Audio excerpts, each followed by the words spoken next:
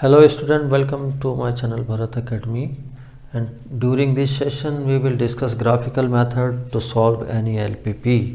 देखिए जैसे हमारे पास एक क्वेश्चन है, solve the following LPP by graphical method. वही LPP आपको पता है एक ऑब्जेक्टिव फंक्शंस होंगे और सर्टेन कॉन्स्टेंट्स होंगे जिनको सॉल्व करके हमें निकालना है कि ये जो ऑब्जेक्टिव फंक्शंस है ये मिनिमाइज होना चाहिए और ये x1 x2 non negative restriction greater than equal to 0। इसको सॉल्व करना हमें ग्राफिकल मेथड से। तो उसमें हमने सबसे इम्पॉर्टेंट चीज़ आपको ये बताई थी कि जो भी कॉन्स्टेंट्स होंगे उनको हम कंसिडर करते हैं एज ए इक्वेशंस, जो कि ये फर्स्ट डिग्री लीनियर इक्वेशंस बन जाएगी।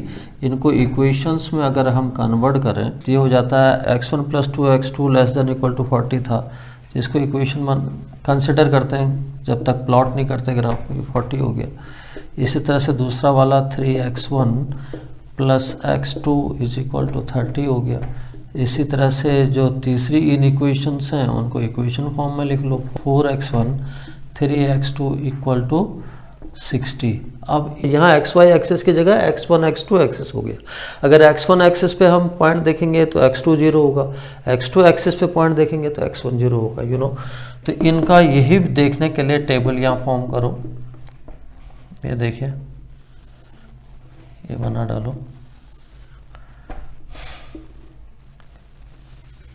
ये x1 लिख लो, यहाँ x2 लिख लो, ये 2 लिख लो। इसको बनाने का तरीका बता रहा हूँ। ये डायगोनली उल्टे डायगोनल में 0 0 लिख दो, ये लिख दिया। उसी तरह से दूसरे के लिए भी बना लो आप, ये इसी तरह से दूसरी इक्वेशंस के लिए भी ये x1 ये x2 ये डायगोनल में 0 0 लिख लो। इसी तरह से तीसरी के लिए भी बना लो। क्या दिक्कत आ रही? इसमें जो मैथ्स बैकग्राउंड के नहीं भी हैं तो उनके भी समझ में आ जाएगा मैं कर क्या रहा हूँ। यहाँ भी तीसरी इक्वेशन में ये x1 x2 और इधर ये 0 0। अब देखो मैं x1 x2 को इन इक्वेशंस के बेस पे कैसे निकालता हूँ। यहाँ देखो, अगर x2 = 0 है फर्स्ट इक्वेशन में, x2 = 0 तो x1 = 40, यहाँ रख लो इसको 40। इसी तरह से x1 अगर 0 है तो x2 कितना होगा, 2x2 = 40 तो x2 = 20। यहाँ देखो ये बना दिया मैंने। इसी तरह से दूसरी लाइन जो थी इसमें x2 अगर मैं 0 लेता हूँ, x2 = 0 तो 3x1 = 30 तो x1 = 10 हो गया। ये देखो, अब दूसरी बार x1 को अगर 0 में ले रहा हूँ, x1 को 0 ले रहा हूँ तो x2 = 30 हो गया। यहाँ देखिए ये इस तरह से। इसी तरह से जो तीसरी इक्वेशंस है x1 x2 में फिर से बना लिया, इधर ये 0 लिख दिए। फटाफट निकालने के तरीके हैं ये। x2 अगर 0 लेता हूँ मैं इसमें तो 4x1 = 60 तो x1 = 15 हो गया, 15 हो गया, ये हो गया। अगर इसमें x1 = 0 लिया मैंने तो x2 कितना होगा, x1 0 लिया तो 3x2 = 60, 3x2 = 60 तो x2 = 20। तो इस तरह से मुझे ये कोऑर्डिनेट का डिटर्मिनेशन मुझे हो गया, फर्स्ट में भी, सेकंड में भी और थर्ड में भी। अब देखिए इसको कैसे मैं प्लॉट करता हूँ। सबसे पहले तो वही है कि लीनियर फॉर्म में रखना। This is x1 axis, this is x2 axis और दिस इज ओरिजिन 0 0। देखिए x1 ये 40 तक जा रहा है मैक्सिमम और x2 मेरा ज़्यादा मैक्सिमम 30 तक जा रहा है, तो ये ले लिया। x1 में 10 10 का ले लिया, 10 20 30 और ये 40 ले लिया। इसी तरह से इसको भी 1 1 सेंटीमीटर पे 10 20 30 और ये 40 कह दिया मैंने, ये स्केल से। अब देखिए x1 जब तुम्हारा 40 है, 40 x1 जब 40 है, ये देखिए अब ये A पॉइंट रख देना इसको। x1 जब 40 है तो x2 तुम्हारा 0 है, तो A के कोऑर्डिनेट आ गया 40 और 0।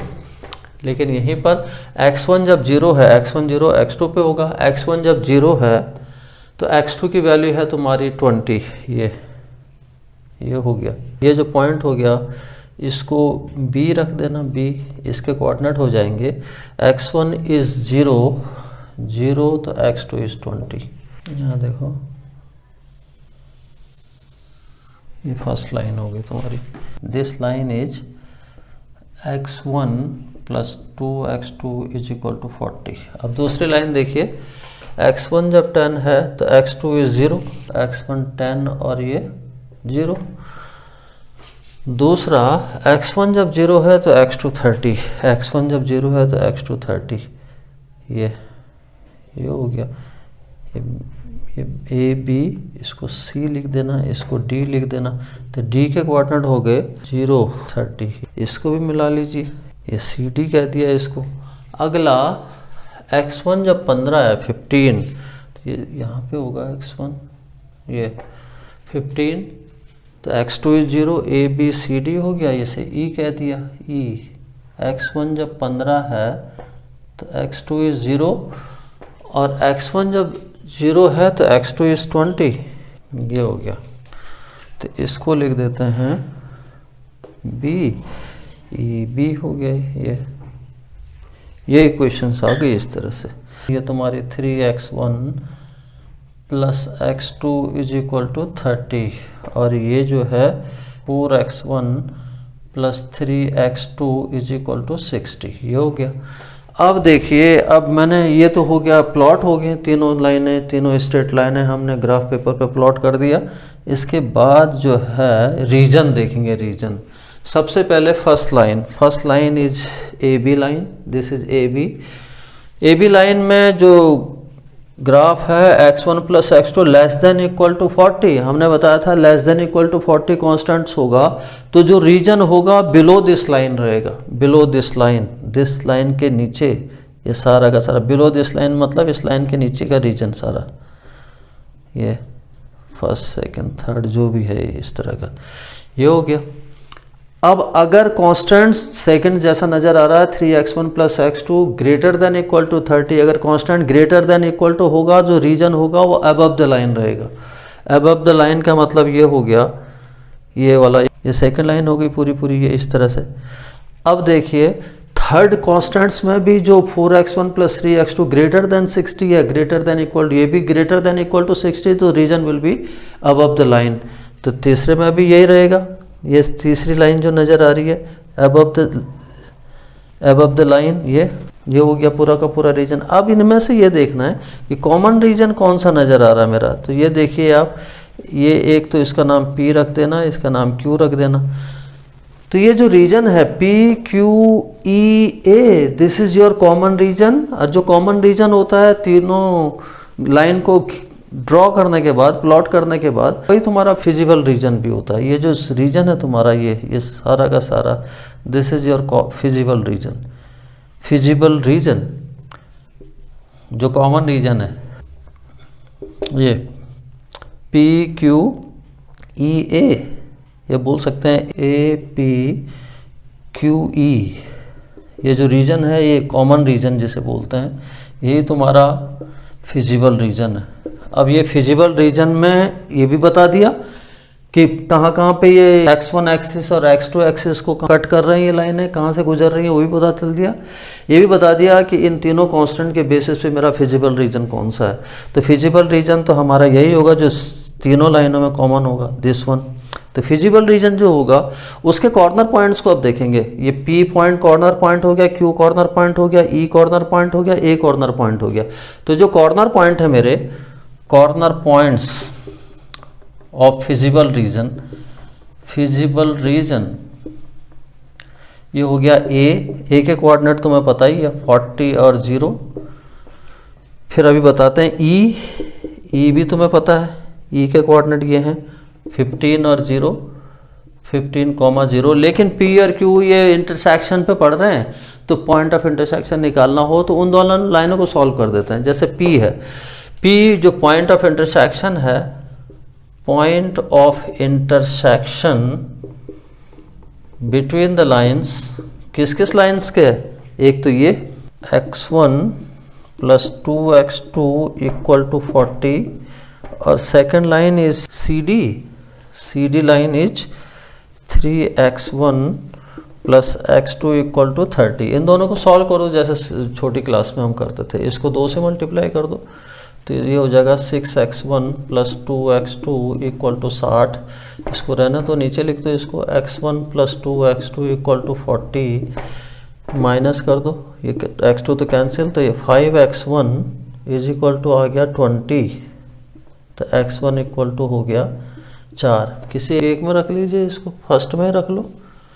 x1 इक्वल टू 4, तो 4 प्लस 2x2 इक्वल टू 40, तो 2x2 इक्वल टू उधर जाके हो गया 36, तो x2 इक्वल टू 18। तो जो मेरा P पॉइंट है, पॉइंट ऑफ इंटरसेक्शन P, वो मिला मेरा x1 इज 4 और x2 इक्वल टू 18। तो P के कोऑर्डिनेट मुझे ये मिल गए 4 और 18, ये हो गया।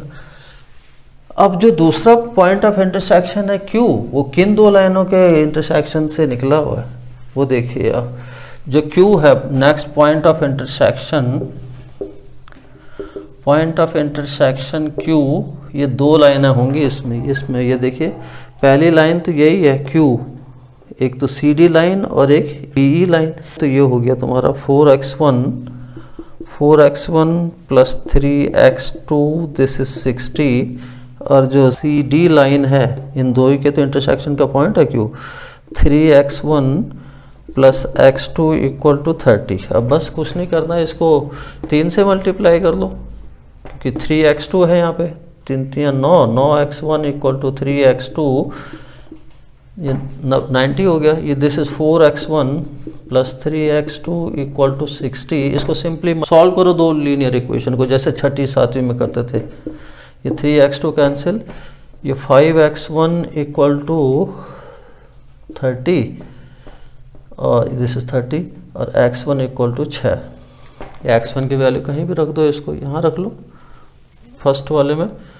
4 into 6 plus 3x2 equal to 60, तो 3x2 इक्वल टू 60 माइनस 4 से 24 हो गए, 60 में से 24 गया 36, 3x2 इक्वल टू 36 और x2 इक्वल टू 12। तो इस तरह से जो तुम्हारा Q पॉइंट है, Q पॉइंट के जो कोऑर्डिनेट आए ये 6 और 12 आए, 6 और 12। तो coordinate of Q are 6 and 12। सबसे इम्पॉर्टेंट यही है कि जो फिजिबल रीजन है या कॉमन रीजन है, उसके कॉर्नर पॉइंट्स के कोऑर्डिनेट आपको डिटरमाइन करना है, वो मैं कर चुका। तो ये A E ये हो गया, P के कोऑर्डिनेट मैंने कैलकुलेट कर ही लिए 4 और 18, और तुम्हारा ये Q के कोऑर्डिनेट भी हम निकाल चुके। Q के कोऑर्डिनेट है हमारे 6 और 12, इसको जरा ढंग से लिखो, दिस इज 6 एंड 12, ये हो गया। बस अब कुछ नहीं करना, ये हमारे कॉर्नर पॉइंट्स मिल गए, सारे फिजिबल रीजन मिल गए। इसमें एक टेबल फॉर्म कीजिए, टेबल ये है कॉर्नर पॉइंट्स और इधर value of Z, value of Z जो ऑब्जेक्टिव फंक्शंस था। Z इज इक्वल टू ये था 20x1 प्लस 10x2। इसके बेसिस पे सारे कॉर्नर पॉइंट पे वैल्यू चेक कर दो Z की। पहला कॉर्नर पॉइंट था A के कोऑर्डिनेट हैं 40 और 0, 40 और 0, तो x1 40 और x2 तुम्हारा 0, तो Z की वैल्यू यहाँ आ गई, Z की वैल्यू 20 इंटू 40, ये तो 0 हो गया पूरा, x2 0 होने की वजह से 800 हो गया। इसी तरह से E जो पॉइंट है, E जो कॉर्नर पॉइंट है हमारा 15 और 0 पे, Z की वैल्यू देखो 20 इंटू x1 इज 15, और इधर ये तो पूरा 0 हो गया, ये 15 दूनी 30, 300 हो गया ये तो।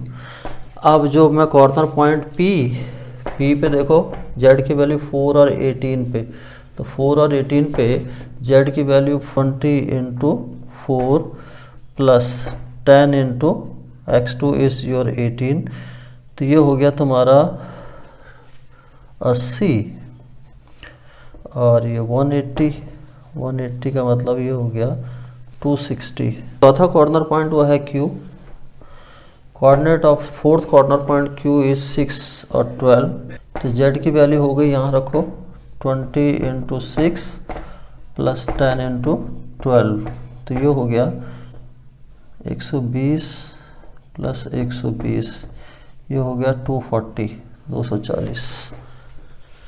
ये सारी वैल्यूज़ निकल गई ऑब्जेक्टिव फंक्शन की फिजिबल रीजन के हर एक कॉर्नर पॉइंट पर। कॉमन रीजन के जो आप कह सकते हैं। अब मुझे निकालना क्या था, मिनिमम जेड निकालना था, मिनिमम वैल्यू ऑफ जेड। तो यहाँ पे देखो किस पॉइंट पर सबसे मिनिमम वैल्यू है जेड की वैल्यू, तो आप देख रहे हैं मैक्सिमम ए पे तो है 800 और फिर सबसे मिनिमम वैल्यू है 240 किस पर, क्यू पॉइंट पर। तो since Z minimum is 240 at Q point 6 और 12 पे, तो इसका मतलब दिस इज योर x1 और दिस इज योर x2। तो that is x1 equal to जब 6 होगा और x2 इक्वल टू 12 होगा, तब जाके तुम्हारी जो ऑब्जेक्टिव फंक्शंस होगा उसकी वैल्यू सबसे मिनिमम आएगी, z मिनिमम रहेगा। तो this is all about the solution of LPP by graph. अब मैं इसी क्वेश्चन को देखो, इसी क्वेश्चन से कई क्वेश्चन बना के आपको दिखाता हूँ कि क्या क्या हो सकता है। क्वेश्चन नंबर 2 समझ लीजिए, एक्सरसाइज अगर ऐसे दी होती, मैं इसी क्वेश्चन से करूँगा सारे क्वेश्चन, देखो आपको सब समझ में आएगा और इंटरेस्टिंग लगेगा। यही क्वेश्चन अगर मेरा होता मैक्सिमम जेड होता, मैक्सिमम जेड, इसको दूसरे क्वेश्चन के तौर पे देख सकते हैं, is equal to 20x1 plus 10x2 और ये सब्जेक्ट टू यही होता, सब्जेक्ट टू ये सारे यही होते हैं, x1 plus 2x2 less than equal to 40 और 3x1 plus x2 is greater then 30 और 4x1 plus 3x2 is greater then 60। अगर ये मैक्सिमम पूछता तो मेरा ये पिछला क्वेश्चन तो मिनिमम था, तो मैक्सिमम वैल्यू क्वेश्चन की क्या थी, 800 किस पे थी, ए पॉइंट पर। तो here maximum Z was 800 at A point 40 और 0 पे, यानी x1 equal to 40, x2 equal to 0, then maximum value of the objective function is 800। तब हमारा ये सॉल्यूशंस हो जाते हैं, इसको हम ऑप्टिमल सॉल्यूशन भी बोलते हैं। देखिए कितना इंटरेस्टिंग है सारा का सारा।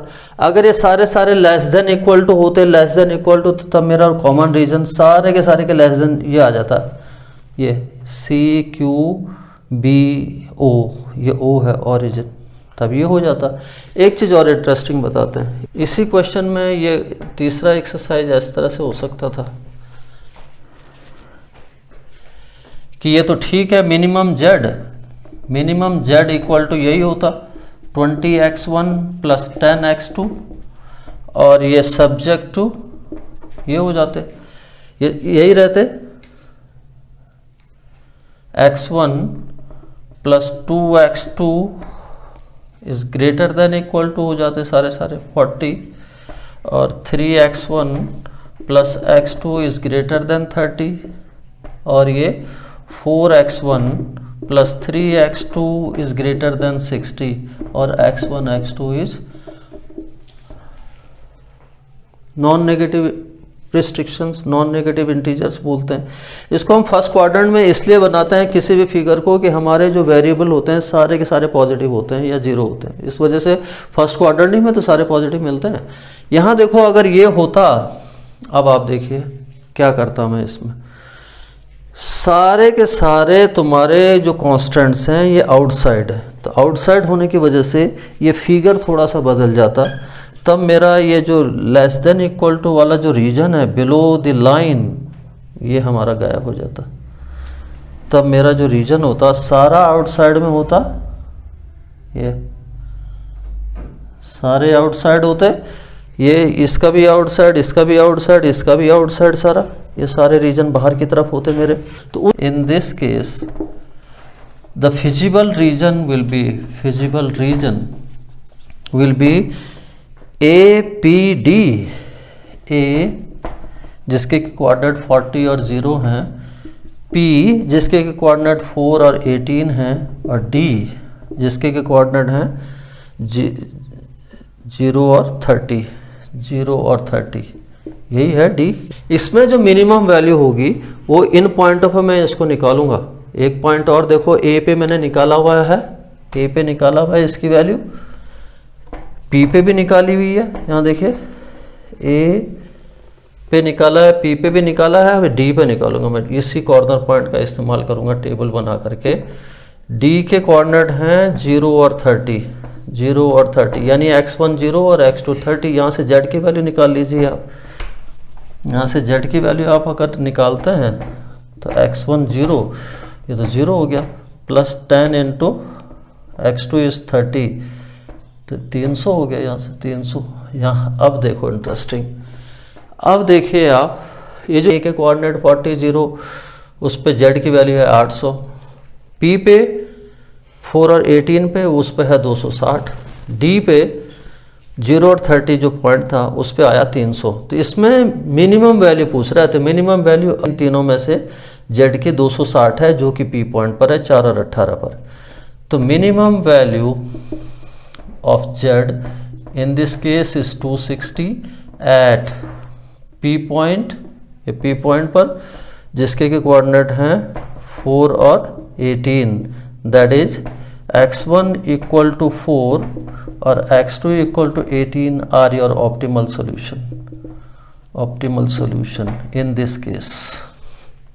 ठीक, इसी के ऊपर अगर आपको इंटरेस्टिंग चीज बताते रहता हूं मैं, इधर देखो, अगर ये चौथा क्वेश्चन बन जाए, नेक्स्ट एक्सरसाइज बन जाए, मिनिमम z की जगह ये आ जाए मैक्सिमम z, मैक्सिमम z, और यही कांस्टेंट्स रहे सारे सारे, तो देखिए आप इसमें ये कॉमन रीजन तुम्हारा ए पी डी है, तो जो तुम्हारा इसमें मैक्सिमम z के केस में ये जितने भी पॉइंट्स हैं, नंबर ऑफ पॉइंट्स, ये सारे पॉइंट तुम्हारे ऑप्टिमल सॉल्यूशंस हो जाएंगे। तो इस केस में ये कहते हैं, ये तो दुनिया भर के सॉल्यूशंस हैं, या कहते हैं अनबाउंडेड सॉल्यूशंस हैं। तो इस केस में हम कहते हैं कि function is unbounded. In this case